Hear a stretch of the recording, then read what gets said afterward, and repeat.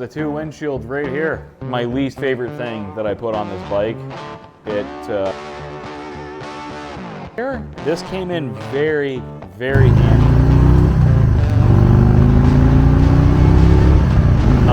Geezer Glide to Street Glide after going from Street Glide to Geezer Glide to road trip.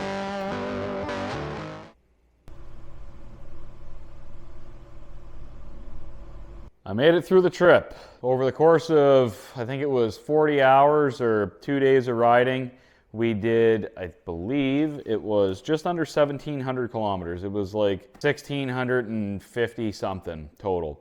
This bike performed incredibly, didn't skip a beat, and thankfully I didn't have to use any of the tools that I packed in here, which is kind of good or bad.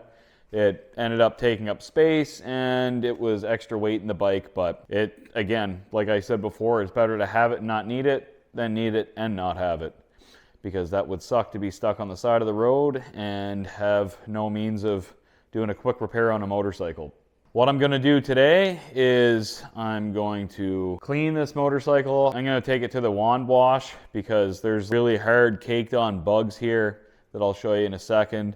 And the pressure washer that I have is not gonna fit the bill for what I need. Once this motorcycle's clean, I'm gonna take the Tour-Pak off. I might leave the backrest on there. I'll get to why I like that so much in a little bit. And this windshield's coming off. This windshield was probably my least favorite thing that I put on this bike. It was great in the sense that it kept the wind off my head, but for me, it's not a very good fit for this motorcycle, and I'll tell you why here in a moment. For now, I'm going to unpack this thing. That way, when I go to the wand wash, I don't need to worry about anything getting wet, and it's just extra weight lugging around town. Don't need to do that. So the rain gear, this came in very, very handy. I think that was probably, I want to say this is probably the best thing that I had packed in the motorcycle for myself. I never ended up using these yellow lens sunglasses at all. And having this bag was pretty nice because I could just keep my rain gear separate from everything else. Ended up not needing to use this socket set, which again, better to have it and not need it than need it and not have it. It didn't end up taking up any sort of like meaningful space in the bike anyway, so it is what it is. In the Tour-Pak, I already took out my overnight bag, so you don't need to look at my t-shirts and stuff.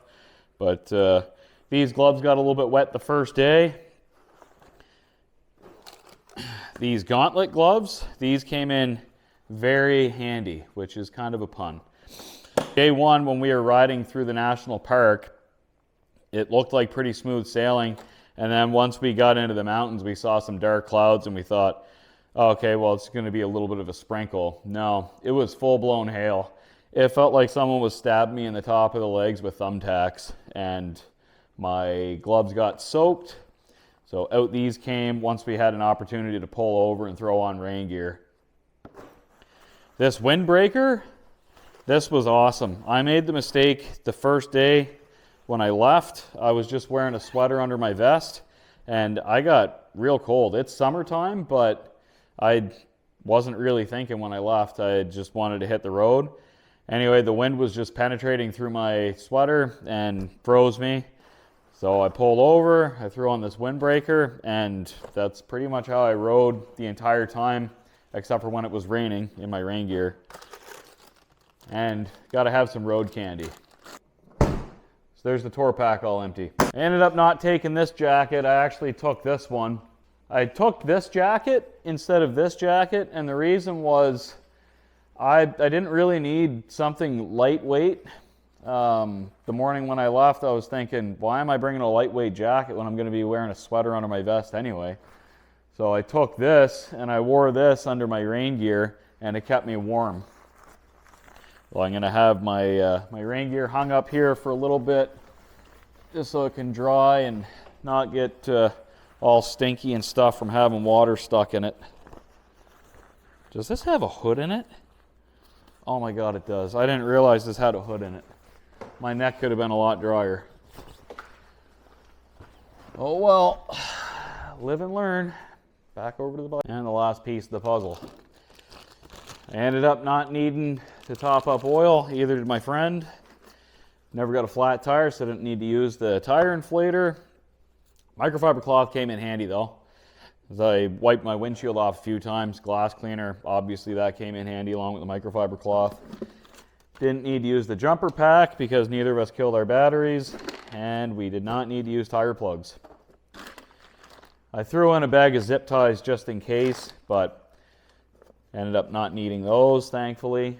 Zip ties are just one of those things that it's nice to throw in your bag, because if you're riding along and you lose one of your license plate bolts or something's hanging off your bike or a cable comes loose or something, you can just refix it to the bike. A friend of mine was telling me that his father was doing a cross-country trip and the clutch cable broke on his bike, so he actually ended up rigging something up with a pair of vice grips and a zip tie to get him to where he needed to go. And that's this bag empty. Why don't I like this windshield? Well, I'm not really too sure how good this camera angle is, but where the bend is in this windshield, it kind of skews the vision a little bit. And unfortunately, at my height, when I'm sitting comfortably with my back straight, my eyes are right in line with this bend, and it distorts my vision. So I found the entire ride I spent trying to either look over the windshield, or when I was trying to give my neck a break, I'd be leaning down and trying to look through this lower part right here. I'll bring the camera around and show you from my perspective.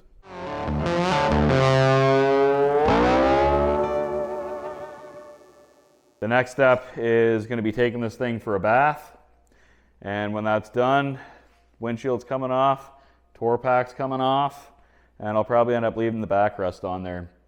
The backrest was probably, as far as the comfort standpoint goes, that was probably the best thing to put on the bike. There was a few times when I was starting to get sore and needed to adjust and all that old guy stuff, and just kind of lean back and put my weight onto the backrest, and things felt all right for a little bit. But the windshield was not right for me. However, that's a first world problem because I was riding a touring bike. We had guys that were ripping past us on crotch rockets and adventure bikes and stuff, and you could see them all like huddled underneath their tiny windshields trying to stay out of the wind and rain, and we were just sitting upright, cruising along, minding our business, and life was good. Now it's time to get this to the wand wash. We're going right now.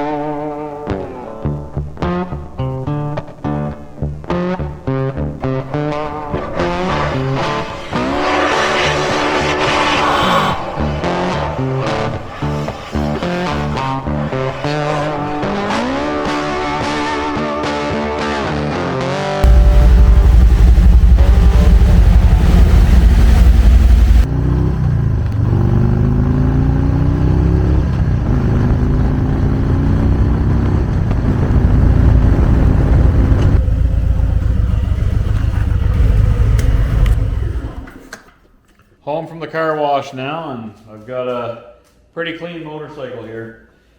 There's some bug guts on the fairing that is a little bit on the problematic side, but I'm not going to put a whole lot of work into trying to get that off. So as soon as I ride this down the road, I'm going to be a bug slayer again.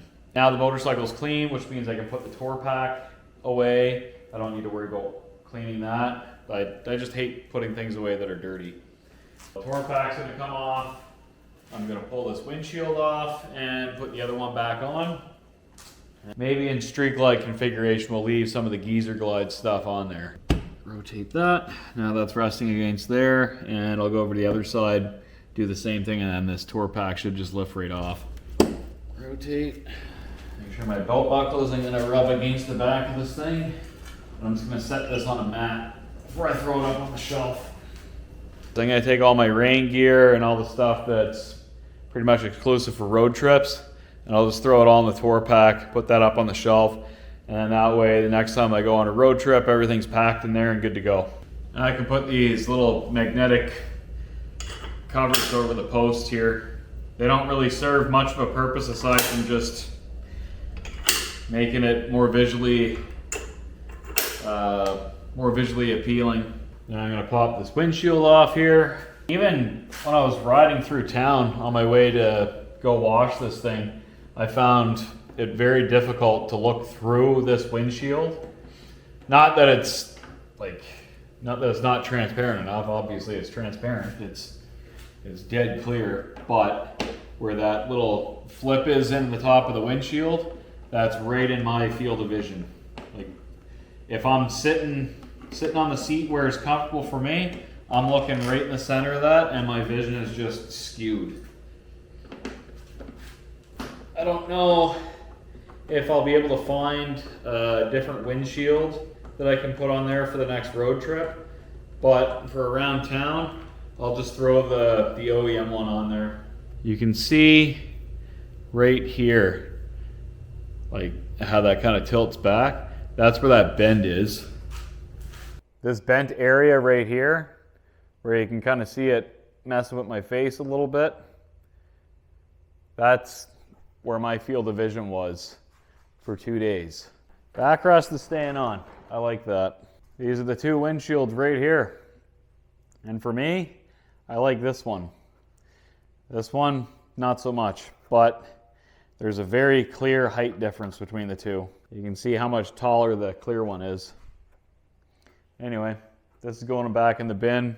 I don't know if I'll ever use this again. I'm going to try to find a tinted one that's either taller than this or a little bit shorter. Put the center one home first, I guess. Trying really hard to not drip Loctite on anything. And a third and final one. Just making sure that these are snug before I give it the German torque. And for anybody that's not familiar with German torque, it's good and tight. That's a little bit of a joke. Well, not a little bit of a joke, it's a joke. Aside from the backrest, we're back in Street Glide trim here. If I was a drinker, I'd be using this for bar hopping, but I'm not a drinker. Boy, does it ever look different with the Tour-Pak on it. Wrap this up and put this away again. Probably won't see this for a while, or ever again. Now this bin goes back up on the shelf. I've got these little buckets here. They just kind of rest underneath the back end of the Tour-Pak. That way the painted bottom isn't chafing against the wood.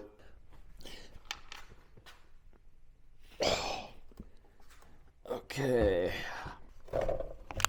A bit of a balancing act here. That'll have to do. I don't think that's gonna really go anywhere. There are like specific racks that you can buy that these just buckle right into, but I don't have one. And I guess if I did have one, I could just put it on the wall right here next to the gas line. But for now, this little trick will do. This better be good. Oh wait, I called you. Hey, yeah, you sure did. What do you have to do? Oh, just wiping down the Street Glide windshield. Now I've got a clean Street Glide back in Street Glide cool guy sort of trim here. I learned a lot on that road trip. I learned what I like about this bike, and I learned what I didn't like. And pretty much the only thing that I didn't like, I took off. That windshield's gone. Now I know that I need to get a different one.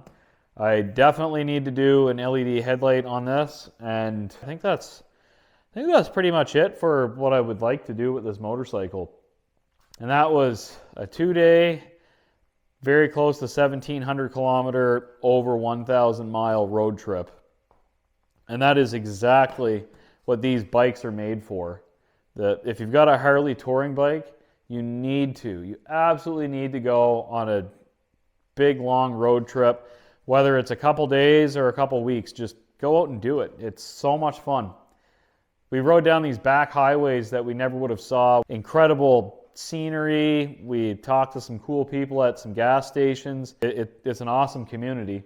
And you don't need to be on a Harley-Davidson to be a motorcycle guy. We're not that type. When I was at the car wash, the gentleman in there is, for whatever reason, card reader in my bay, it wasn't working. So I went into the office there, and I grabbed the attendant. He came out, and I said, yeah, it's the bay here with the bike in it. And he said, oh, that's not a bike, that's a motorcycle, because it's a Harley-Davidson. And I said, well, you know, honestly, anything out on the road with 2 or 3 wheels, I think is cool. As long as you're getting out and you're enjoying yourself, that's all that matters. It doesn't matter what's written on the side of the tank or anywhere else on the motorcycle. All that matters is that you're happy with your machine, you're going out, you're riding, you're enjoying yourself. This is your hobby. It shouldn't matter what's written on it. The only reason why I'd ride Harleys is because I've been lucky enough, or maybe luck isn't the right word, but it was just the decision that I made. And do I think this is any better than a Yamaha or a Honda or a Suzuki? No. It's just, this is what my preference is, and that's what it comes down to. I love the sound of this bike. I will say I should have brought earplugs with me, because by the end of the second day, my ears were ringing a little bit, and I would say that that's partially because of the sound of the pipes, but also all the elevation change. Out where we live in the prairies, like, on a normal day, I might see between 20 and 40 meters of elevation change, whereas where we were riding through, we were seeing hundreds and thousands of meters in elevation change. Maybe not thousands, I don't know. I didn't look at any information before I started spewing what I'm talking about here, but basically my ears were popping up and down just about every hill because my body's not used to elevation changes like that. I think that's going to do it for this video. We've gone from geezer glide to street glide after going from street glide to geezer glide to road trip. Now I'm going to ride this around in this trim, and I'll probably bounce back and forth between this and the Sportster again. I probably should ride that a little bit more. I feel bad that it's just kind of been sitting in the corner over there, but my parents are coming up for a visit in a couple weeks, and I'm really looking forward to getting out on the bikes with my dad. I'm sure he's probably itching to ride this thing again. It's a little bit different from when he was the owner, but I'm happy to let him ride it again. That's what motorcycles are about, is being together. Anyway, I'm talking way too much. Thanks for watching my road trip series of videos, from setting it up to the actual road trip itself, to tearing it back down, cleaning it up, and getting it ready to sit in the garage again. Don't really know what I'm going to be up to next week, but it's going to be something. Who knows? Leave in the comments what you'd like to see. As always, I'll see you guys next week, and take care.